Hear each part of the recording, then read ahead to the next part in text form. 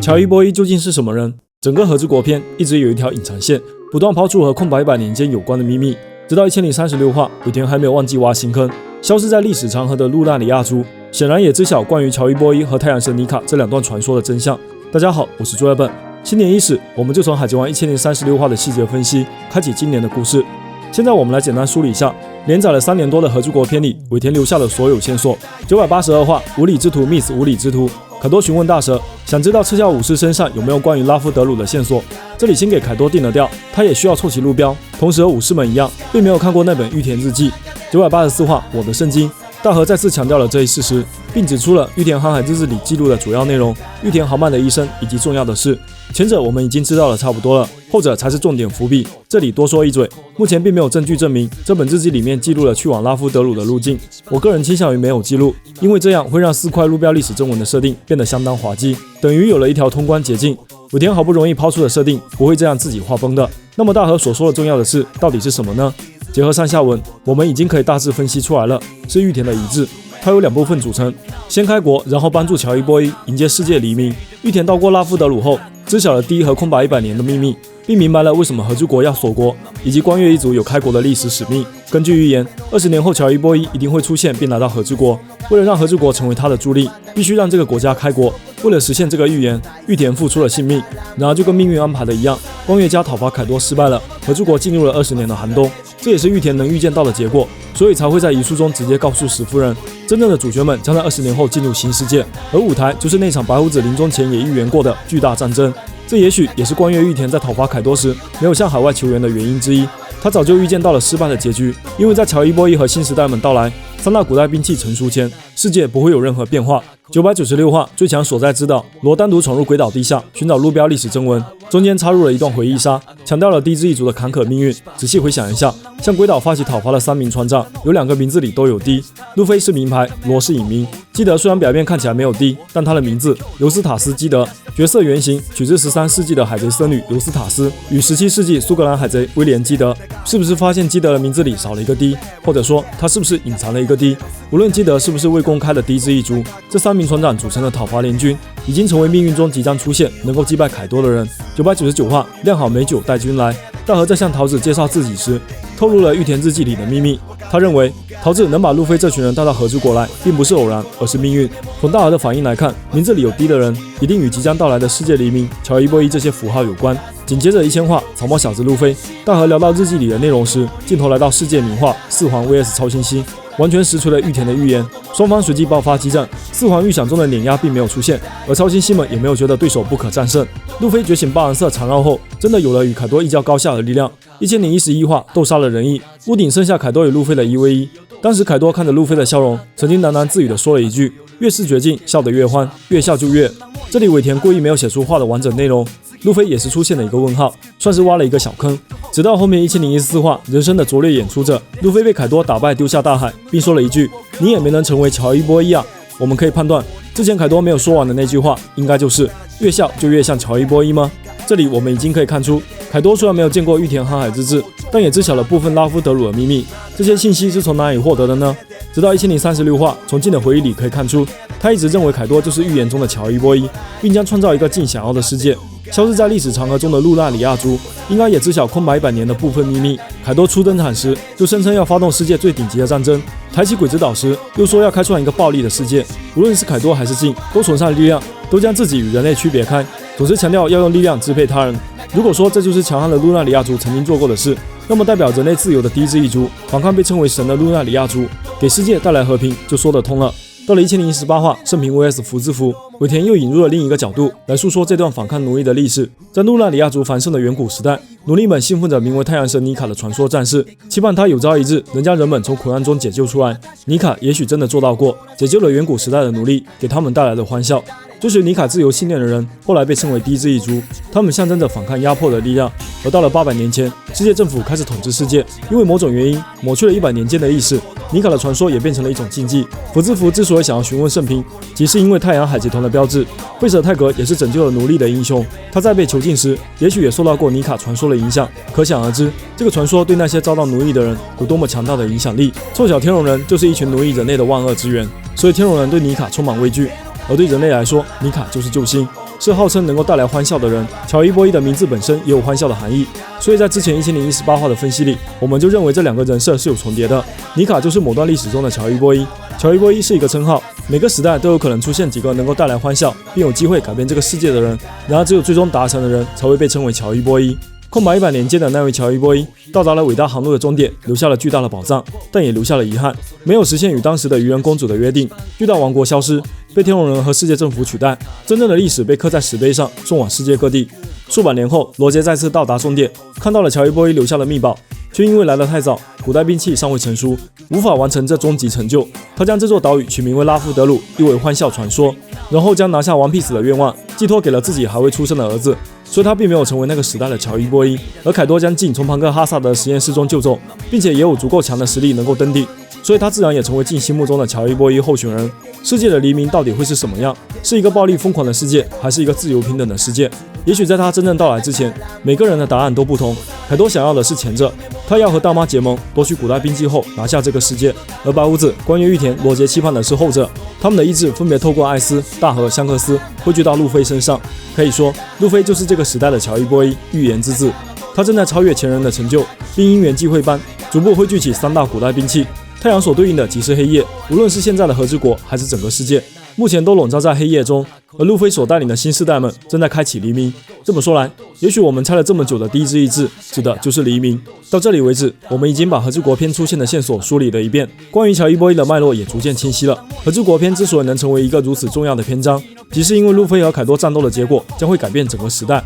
1000年36话末尾，两人大笑着重新起身，不羁的笑容与疯狂的笑容，就好像是两个最接近乔伊波伊的候选者，正在决赛圈里大战。胜利者将会朝着海贼王的宝座和One Piece迈进一大步。解说了一晚上的 CP0 已经下了结论，这场战争将会改变世界的走向，成为时代的分割线，新旧时代就此分开。那么四皇的崩塌到底意味着什么？又会如何加剧目前已经发生的大事件呢？海贼王的最终章将是一场席卷世界的巨大战争，而这场战争的序幕会在和之国篇揭开。和之国篇连载了3年多，但漫画里的时间却只过了2周。在路飞他们前往和之国的同时，另一个大事件在并行的时间线上发生。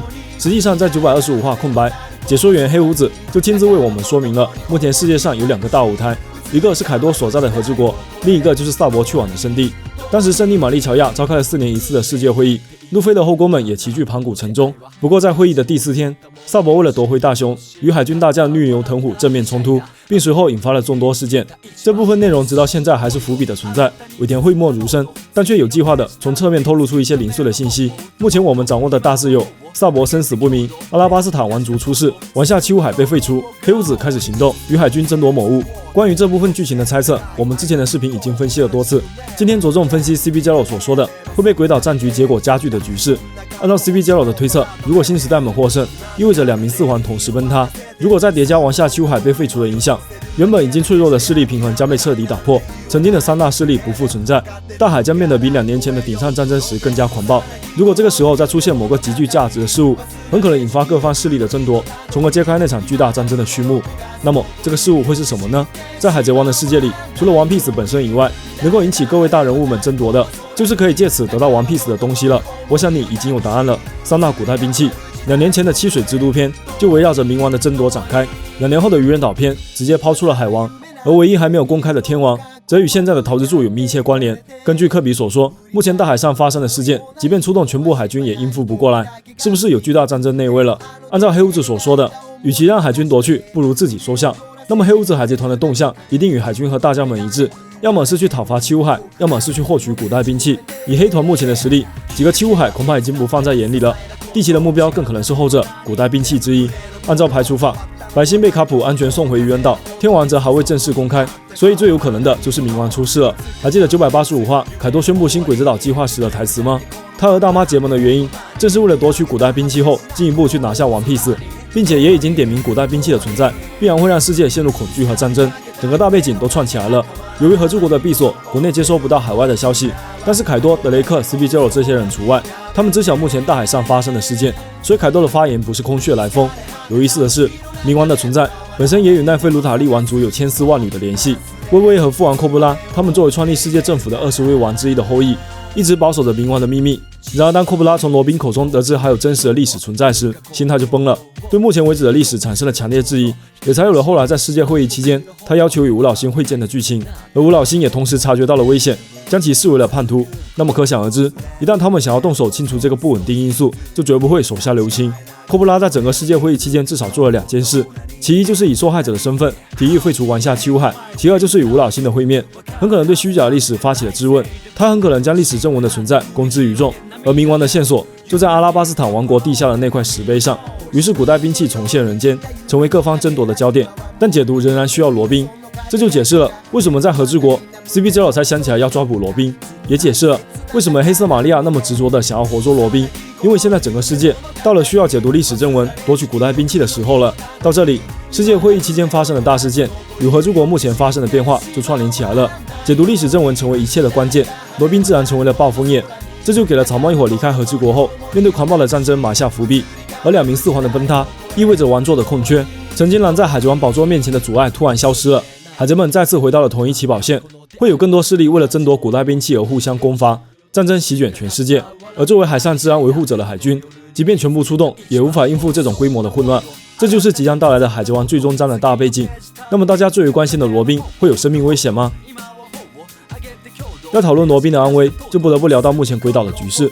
1036话是承上启下的一话，所有主要战场都给到了镜头，确保大家不会因为连载太久而忘记剧情，真是贴心。我们就按照本话的顺序，逐一分析一下目前的战况。首先是索隆与镜的战斗，两个副手间的决战终于有了结果。镜与凯多之间的羁绊不仅令人赞叹，也很有路飞与索隆的味道。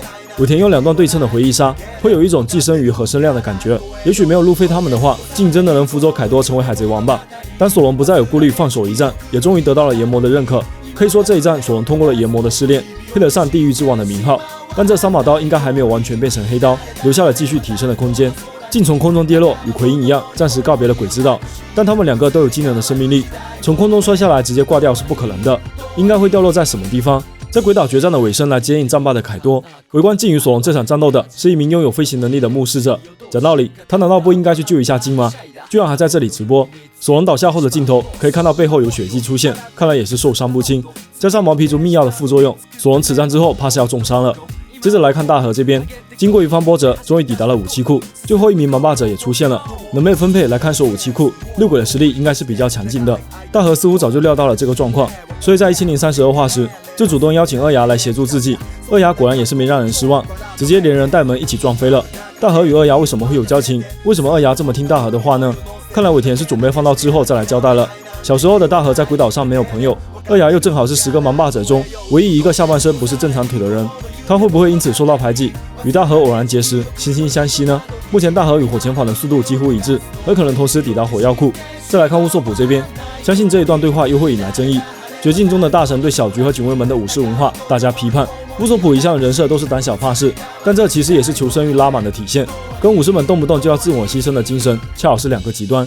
一直以来和之国篇都被视为尾田对日本文化的宣扬，然而其实他也并不是赞同全部，也对其中不合理的地方用海贼的方式提出了质疑。我也赞同生命至上的观点，没有什么比生命更加宝贵的了。乌索普那句讨伐完了你们就心满意足了吗？笨蛋，真是说出了大家的心声。武士们不应该死在这里，和之国的未来还需要他们。如果乌索普真的能说动警卫门和小菊，那么眼下即将爆炸的鬼之岛就是一件必须阻止的事情了。想要让鬼岛上的大家都能活下去，就绝不能眼睁睁看着看守的火焰恶魔点燃炸药。警卫门如果将这个事态告诉乌索普，那么他们的下一站就是去火药库。但现在时间已经不多了，他们还来得及吗？这个时候飞机就必须登场了。还记得1032话和乙章一起行动的马尔科吗？当时乙章就是为了寻找巨大妖怪而拜托马尔科协助，但在1036话乙章留下来挡住追兵，那么没有完成的任务自然就交给马尔科。马尔科很可能与乌索普一起赶往火药库。再来看雷战这边，第4次忍界大战的最后结果看起来十分滑稽，2个人互相用束缚术将对手定住。雷战身上已经着火，看起来落于下风，不过别忘了他可是能力者，能够用卷轴吸收能量，最后也许会用身上吸收下来的火焰一口气反杀福禄寿。而还在宝物间内苦苦等待福禄寿的大蛇则是完全陶醉在了小紫的怀中，并主动让小紫弹奏那首最爱的音乐。